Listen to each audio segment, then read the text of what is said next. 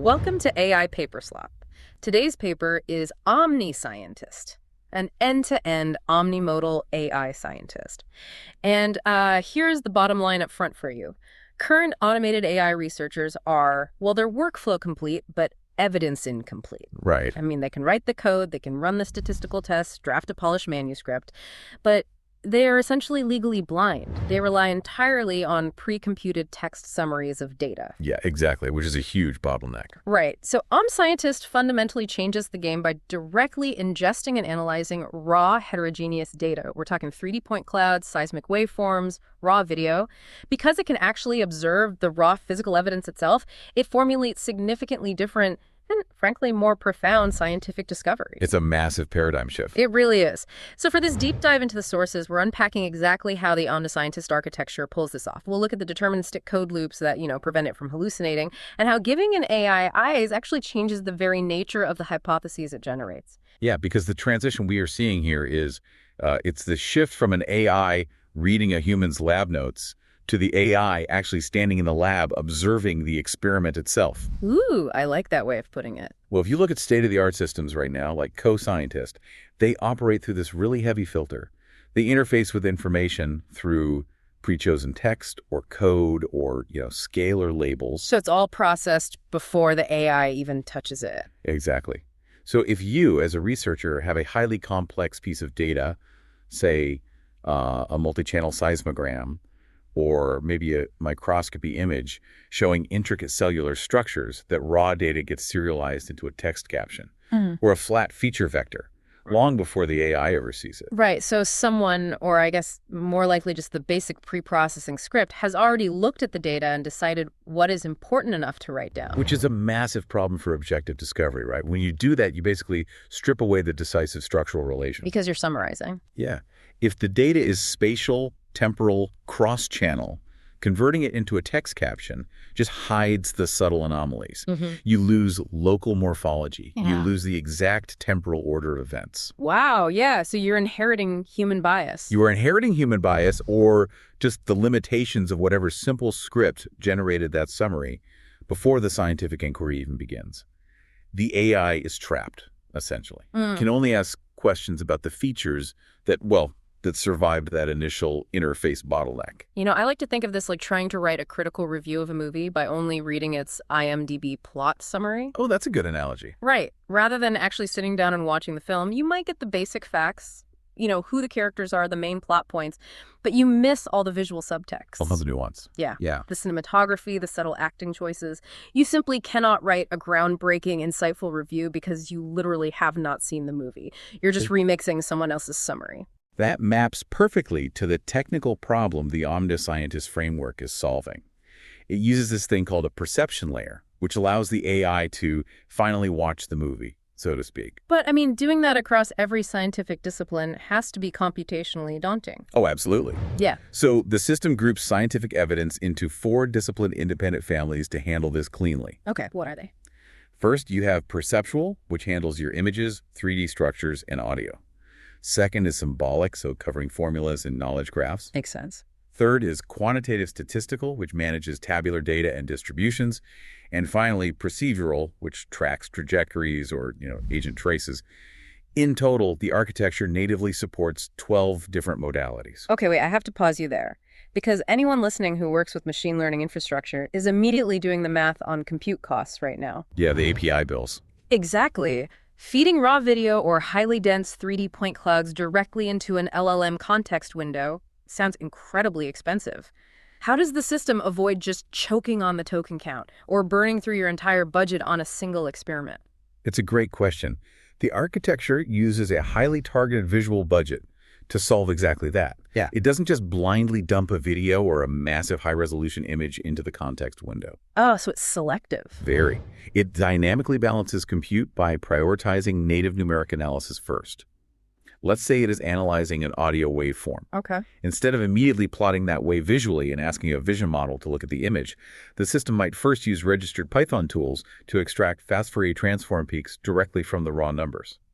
Okay, let's break that down for a second. For anyone who hasn't worked with audio or signal processing lately, a fast Fourier transform, or FFT, takes a complex waveform plotted over time and basically breaks it down into its core frequencies. It shows you the mathematical ingredients of the sound. So you're saying the AI looks at the mathematical ingredients natively first, and if it sees a frequency spike that shouldn't be there, only then does it actually generate a visual plot to look at the structural shape. That is the exact mechanism, yeah. It invokes costly visual rendering only when spatial or structural patterns are absolutely essential to answering the query. That's incredibly smart. It really is. The context dynamically determines whether to use native numeric features, visual representations, or a combination of both. It takes a quick glance at the math, and if the math suggests a structural anomaly, it puts its glasses on and deeply analyzes the image. It's a brilliant way to optimize tokens, and that perception layer feeds directly into the core engine of OmniScientist, right? Which is a tripartite or three-part agent pipeline. Yes. The sources detail an ideation agent, an experiment agent, and a write-up agent. But here's the critical part for anyone building these kinds of systems. These are not just open-ended LLM prompts chattering away with each other. Right. No, that would be chaos. Exactly.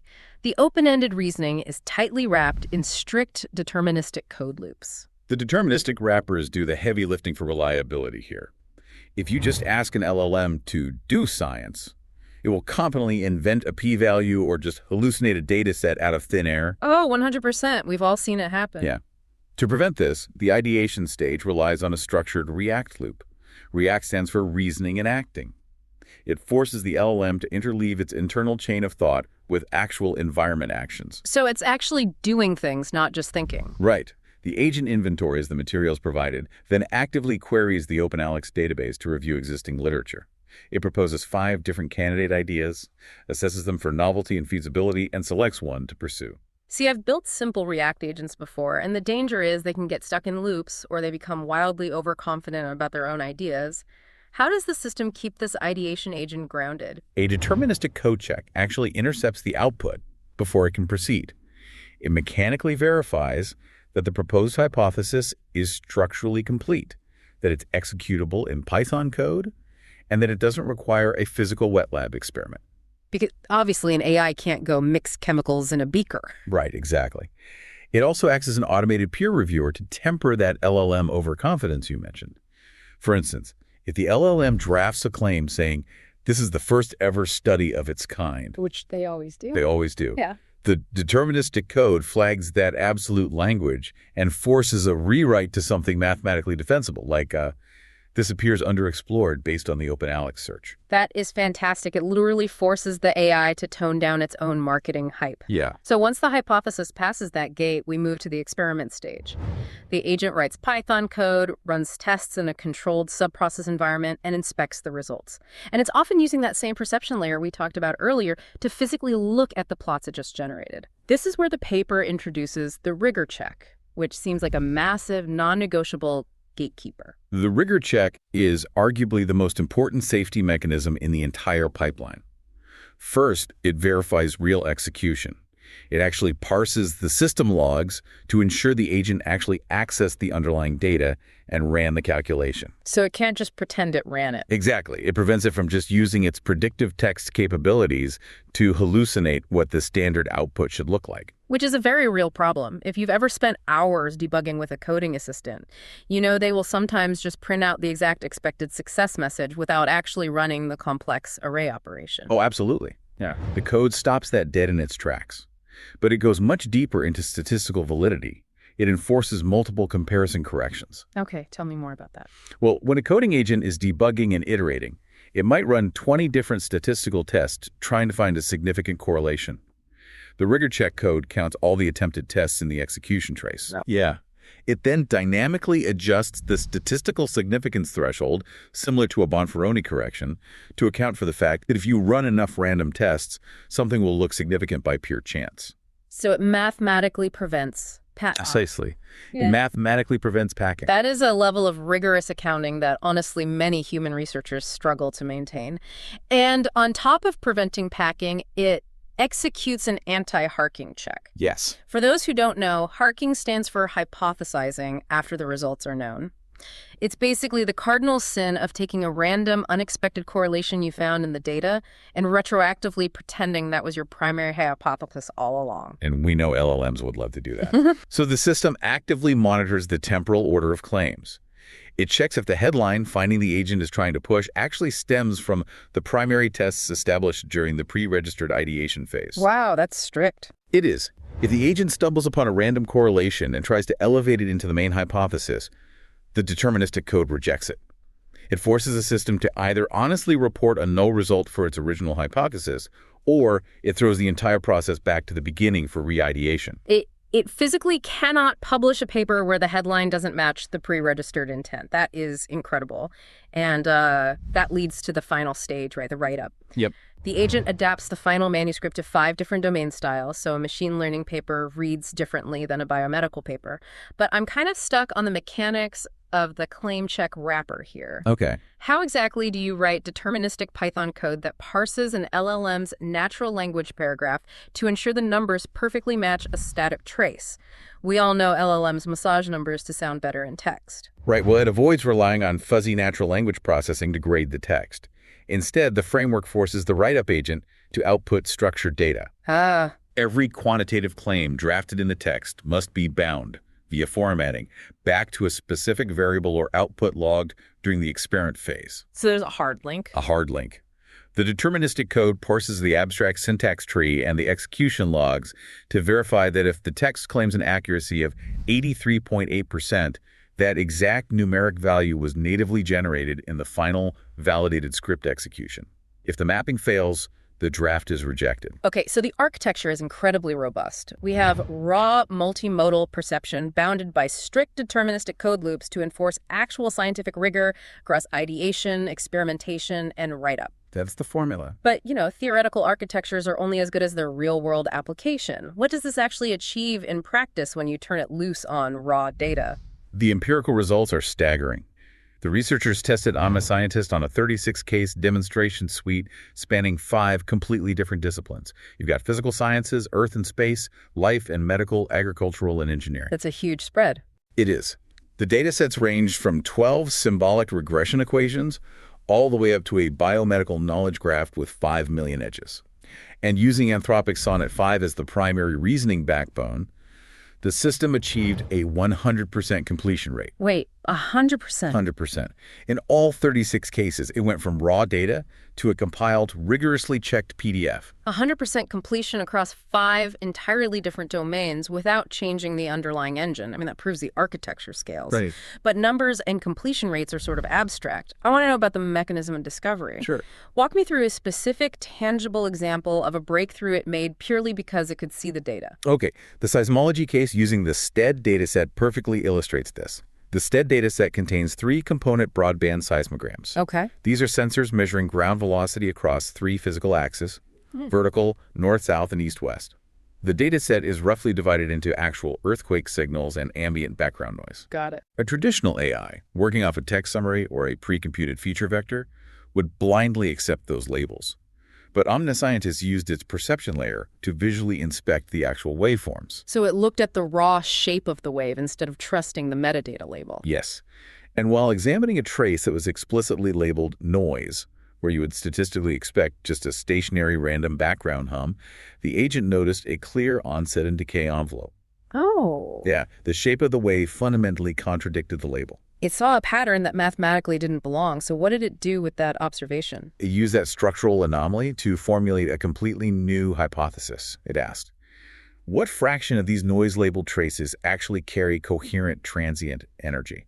Wow. And then it autonomously engineered a detector to test this. It built in Stolta characteristic function. Okay, what is that mechanically? Mechanically, it means it created a short-term moving average window and a long-term moving average window. When the short window's energy spikes relative to the long window's background average, it triggers a detection. Makes sense. The agent ran this analysis across the entire dataset and discovered that 21.7%, that is 163 out of 750 of the noise-labeled traces, actually carried real, coherent bursts of energy. Wow. So nearly a quarter of the noise in this established dataset was actually signal, and it found that because it was looking at the raw waveform, not a text file that just said label, Noise. Exactly. But how did it prove that this wasn't just, a glitch in the sensor? Well, the agent proactively ran its own ablation study during the experiment phase to prove physical reality. It applied a cross-channel coincidence term. A cross-channel coincidence term. Right. Mechanically, it checked to ensure that the energy spike hit the vertical north and east axis simultaneously. By verifying that timing coincidence across different physical components, it proved the anomaly was an actual physical wave propagating through the Earth, not just a random sensor malfunction. It grounded its findings completely in the physical reality of the data. Precisely. This is where the research gets deeply fascinating to me, because to truly prove that the perception layer is the secret sauce here, the researchers conducted an ablation study on the AI itself. They essentially stripped OmniScientist of its eyes. Yes, they called it the blind ablation. They took the exact same framework, the same SONA-5 reasoning backbone, but restricted it to a traditional pre-computed scalar interface. So they handed it a flat feature vector instead of the raw artifacts? Exactly. Then they had the two systems, one blind, one perceiving, run head-to-head on the same datasets, and independent LLM judges scored the resulting papers blindly across 7 dimensions, things like novelty, soundness, and clarity. And the perception-enabled OmniScientist dominated the blind baseline, right? It did. It won 85% of the head-to-head matches. The perceiving system saw massive jumps in critical metrics. Multimodal grounding went up by 2.8 points on a 10-point scale. Scientific significance jumped by 1.8 points. What stands out to me in the data isn't just the overall win rate, but the tie distribution. The blind system and the perceiving system tied quite often on metrics like factual accuracy and reproducibility. Yes, they did. And if you think about the architecture, that makes perfect sense because both systems are wrapped in that same strict deterministic rigor check. Neither of them can hallucinate numbers, and neither can pack. The real divergence was in significance and novelty. The perceiving system won heavily there because of the fundamental questions it was asking. That's exactly it. The difference in the hypotheses formulated is the crux of the entire paper. In that seismology case, the blind system, looking only at scalar features, asked a highly constrained, deeply orthodox question. It asked, do frequency-shaped features retain a depth imprint after an attenuation correction? I mean, it's a valid, reproducible statistical question, but it's narrow. Very narrow. It plays entirely within the bounds of the pre-computed features it was handed by a human. Right. But the perceiving system, because it could physically look at the waveform, noticed the anomaly and essentially asked, how much of this foundational data set is fundamentally mislabeled? It challenged the premise of the data itself. And that dynamic repeats across multiple disciplines. Table 7 in the paper details this beautifully with a 3D mechanical CAD dataset containing 1,500 parts. Oh, yeah, I saw that. The blind system asked this minor question about whether part families had tight descriptor dispersion. Kind of boring. Very boring. The perceiving system, however, looked directly at the dense 3D point clouds. It ignored the human-provided labels entirely and asked if those labels actually corresponded to latent geometric morphotypes. It autonomously clustered the 1,500 parts into 11 distinct morphotypes purely based on the physical shapes it observed. So, for the machine learning engineers and AI researchers listening to this right now, the ultimate takeaway here is profound. The true power of multimodal perception in AI scientists isn't just about getting more accurate answers to existing questions. It is that observing the raw data allows the AI to formulate entirely different, vastly superior questions. It really breaks the AI out of the human's preconceived framing of the problem. Exactly. When we pre-process data for an AI, we are telling it what to care about.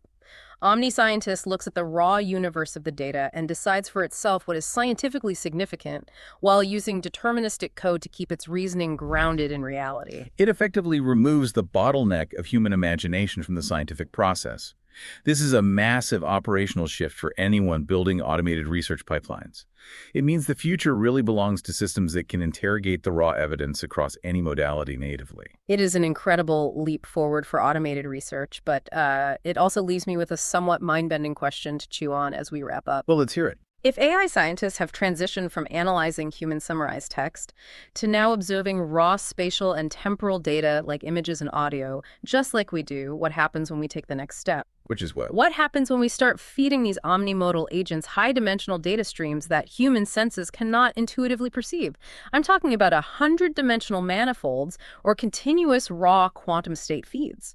If an AI can look at a waveform and intuitively spot a structural anomaly that we missed, will these agents eventually start formulating hypotheses about the universe based on patterns that our biology literally prevents us from conceptualizing? Wow. There's a true frontier of this technology. And if the rigor of the OmniScientist framework is any indication, they won't just conceptualize those invisible patterns. They'll write the Python script to prove them, run the multi-comparison correction, and output a peer-reviewed PDF. Unbelievable. From reading the IMDb summary to watching the movie in dimensions we can't even see. Thanks for joining us for this deep dive into the sources on AI Paperslop. Keep questioning the data, and we'll catch you next time.